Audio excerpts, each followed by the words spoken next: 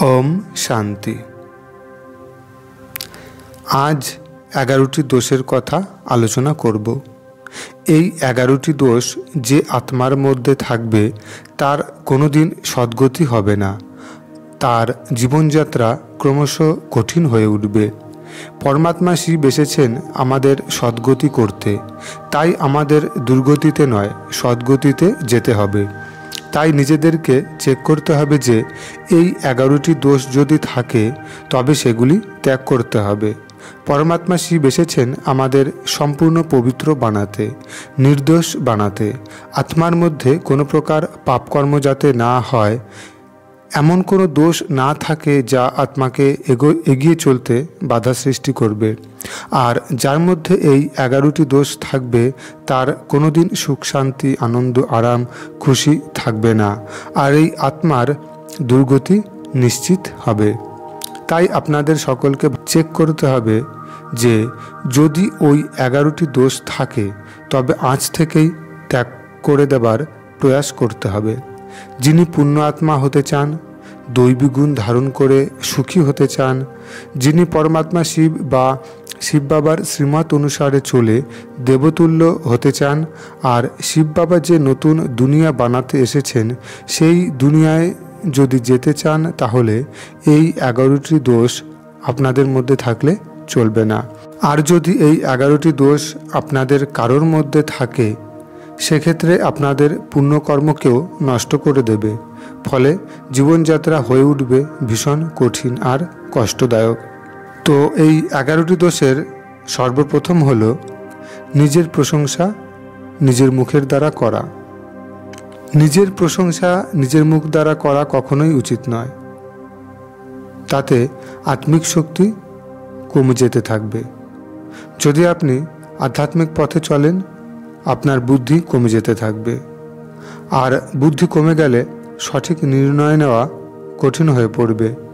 শিব বাবা আমাদের উদ্দেশ্যে বলেছেন আমাদের নির্ণয় নেবার শক্তি পাওয়ারফুল হওয়া উচিত, কিন্তু নিজের প্রশংসা নিজে করলে আমাদের নির্ণয় নেবার শক্তি পাওয়ারফুল হবে না। তারপর দ্বিতীয় হলো লোভ। আমাদের লোভ থাকলে চলবে না। আমরা সর্বদা সৎপথে চলব, আধ্যাত্মিক পথে চলব, আর সৎপথে চলে আমাদের যা প্রাপ্ত হবে তাতেই আমাদের জীবন চালিত করব। আমাদের পরিবারের দেখভাল করব, তাতে পরিবারের সবাই বুদ্ধিমান হবে, সবাই সদা খুশি আর সুস্থ থাকবে। হয়তো একটু কষ্ট হবে কিন্তু জীবনে শান্তি থাকবে। প্রদীপের মতো জ্বলো, আলো কম হোক কিন্তু দীর্ঘ সময় ধরে জ্বলো। অল্পেতে সন্তুষ্ট থাকো আর সুখী জীবনযাপন করো। লোভ করলেই ছলচাতুরি হিংসার মতো বিকারগুলি আমাদের ঘিরে ধরবে, আর ছলচাতুরি হিংসার দ্বারা উপার্জিত ধন আমাদের সম্পূর্ণ পরিবারকে অন্ধকারে ঠেলে দেয়। তাই আমাদের মধ্যে লোভ থাকলে অবশ্যই তা ত্যাগ করা উচিত। জীবনযাত্রাকে সুমধুর করতে চাইলে আজ থেকেই লোভ ত্যাগ করুন। তৃতীয় হলো মান অপমান। আমাদেরকে যদি কেউ অপমান করে থাকে তবে তাকে সহন বা সহ্য করতে হবে। এতে আমাদের জীবনে অনেক সুবিধা প্রাপ্ত হবে। যদি কেউ সামান্য অপমান সহ্য করতে না পেরে রেগে গিয়ে তার ক্ষতি বা আঘাত করার চেষ্টা করে, তাহলে বাস্তবে সে নিজেই নিজের ক্ষতি করছে বা নিজেই নিজেকে আঘাত করছে। পরমাত্মা শিব বলেছেন মান অপমান নিন্দা সব ক্ষেত্রে আমাদের একই রকম থাকতে হবে। কেউ আমাকে অপমান করলো, তাতে রাগ না করে তাকে দণ্ড না দিয়ে নিজেকে শান্ত রাখলে তার কর্মই তাকে সাজা দেবে। তাহলে অযথা রাগ করে নিজেকে আঘাত কেন করব? রাগ করে অন্যকে আঘাত করা মানে নিজেকে আঘাত করা। চতুর্থ হলো নিরন্তর কোনো রাগের মুহূর্তকে বারবার স্মরণ করা। আমরা যদি কোনো রাগের ঘটনা বা মুহূর্তকে বারবার মনে করতে থাকি তবে আমাদের সংস্কার আসুরি সংস্কার হয়ে উঠবে। আমাদের স্বভাব আচার আচরণে সদাই ক্রোধ আর হিংসা ফুটে উঠবে। আমাদের পুণ্যকর্ম নষ্ট হতে থাকবে। জীবন আমাদের অশান্ত আর দুঃখী হয়ে উঠবে। নির্ণয় নেবার শক্তি কমে আসবে, আত্মিক শক্তি হ্রাস পেতে থাকবে। দুশ্চিন্তা আর হতাশা জীবনকে চারিদিক থেকে ঘিরে ধরবে। পঞ্চম হলো, যদি কেউ আশ্রয়ের জন্য আসে তাকে রক্ষা না করা। যদি কেউ আমাদের কাছে সাহায্য চাইতে আসে, মানুষ হোক কিংবা পশু পাখি, তাদের সাহায্য করা উচিত। যদি কোনো পশু পাখি বা মানুষ আমাদের কাছে সাহায্যের জন্য আসে আর সামর্থ্য থাকা সত্ত্বেও আমরা যদি তাদের সাহায্য না করি বা উল্টে আঘাত করি, তাতে আমাদের পুণ্যকর্ম হ্রাস পাবে আর পাপ বৃদ্ধি পাবে। এই ধরনের আচরণ আমাদের ওপর অশুভ প্রভাব ফেলে। আমাদের জীবনে অন্ধকার নেমে আসে, অশান্তি, দুঃখ, কষ্ট জীবনকে ঘিরে ধরে, সুখ প্রাপ্ত করা কঠিন হয়ে পড়ে।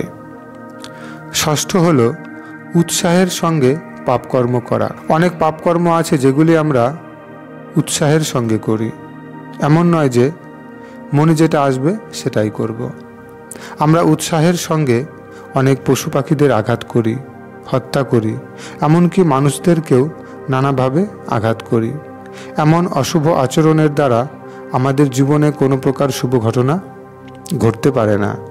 তাই কখনো কাউকে আঘাত করা থেকে বিরত থাকতে হবে, এতেই আমাদের মঙ্গল। সপ্তম হলো ভুল চিন্তা ভাবনা করা। সময় পেলেই ভুল বা নেগেটিভ চিন্তা ভাবনা করা আমাদের আত্মাকে শক্তিহীন করে তোলে।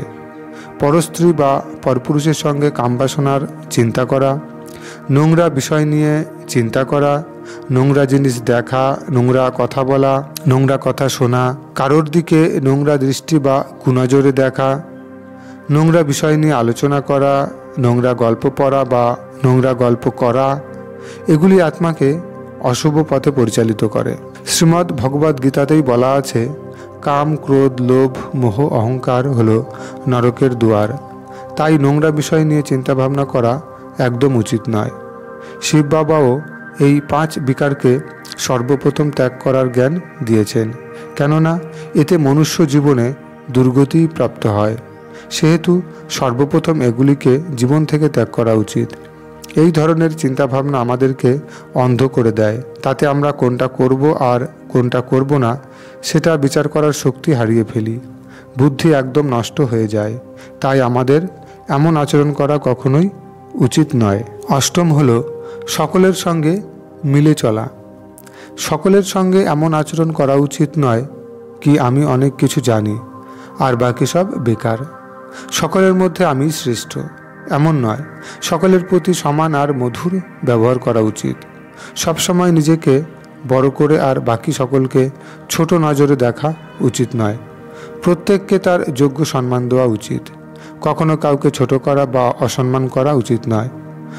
এমন আচরণ বাস্তবে নিন্দার পাত্র করে তোলে, হাসির পাত্র করে তোলে। সম্মান তো দেবেই না, উল্টে অসম্মান করবে। তাই সকলের সঙ্গে মিলেমিশে চলতে হয়, সকলকে তার যোগ্য সম্মান দিতে হয়। তাই পরমাত্মা শিব বলেছেন, তোমরা সবাই আমার সন্তান, একই পিতার সন্তান, তোমরা একে অপরের ভাই। তাই তোমরা প্রত্যেককে ভাইরূপে দেখো আর প্রত্যেকের সঙ্গে এই ভাইসুলভ আচরণ করো। যিনি এই সংসারে সকলের সাথে মিলেমিশে চলতে পারেন তিনিই চির সুখী হন। নবম হলো সবাই কেবল আমাকেই সম্মান দেবে, সবাই কেবল আমারই প্রশংসা করবে। এমন মানসিকতা রাখা মোটেই উচিত নয়। এই ধরনের ব্যক্তিরা কারো ভালোবাসা পায় না।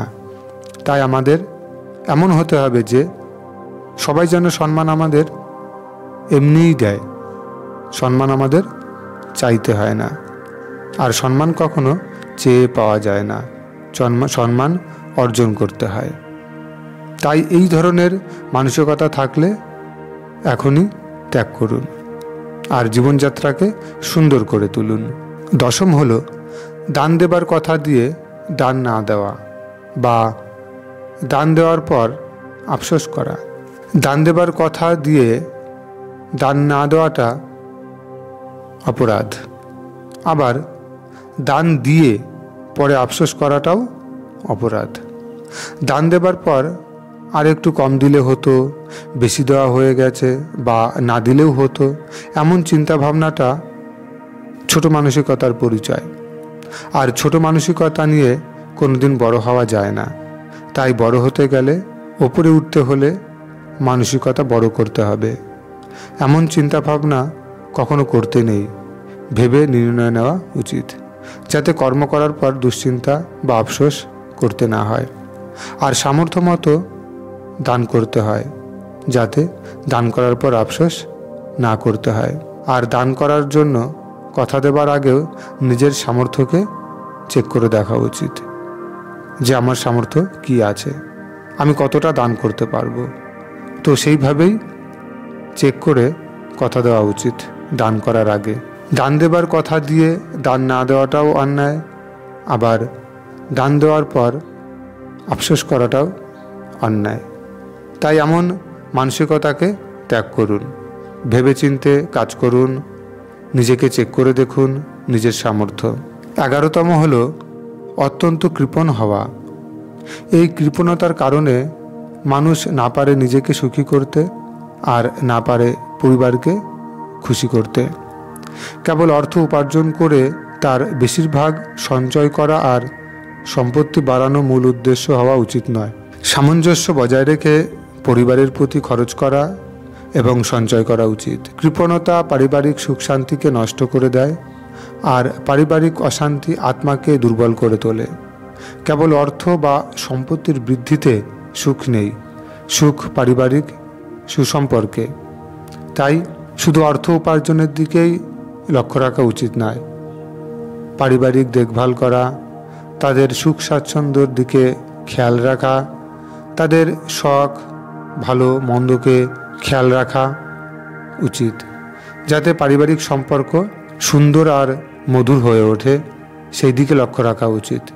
আর তার জন্য সামঞ্জস্য বজায় রেখে খরচ করা উচিত এবং অর্থ সঞ্চয় করা উচিত। পারিবারিক সম্পর্ককে সুন্দর করে তুলুন আর নিজের কৃপণতাকে ত্যাগ করুন। এতেই আমাদের পারিবারিক জীবন, পারিবারিক সম্পর্ক সুন্দর হয়ে উঠবে।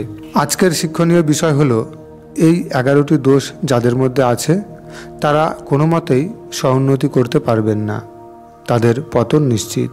তাই আমাদের সকলের উচিত এই অবগুণগুলি থেকে থাকলে তাকে ত্যাগ করা, আর এই অবগুণগুলি যাতে আমাদের মধ্যে প্রবেশ না করে তার জন্য সর্বদা সচেতন থাকা। সবাই ভালো থাকুন, সুস্থ থাকুন, সুরক্ষিত থাকুন। ধন্যবাদ।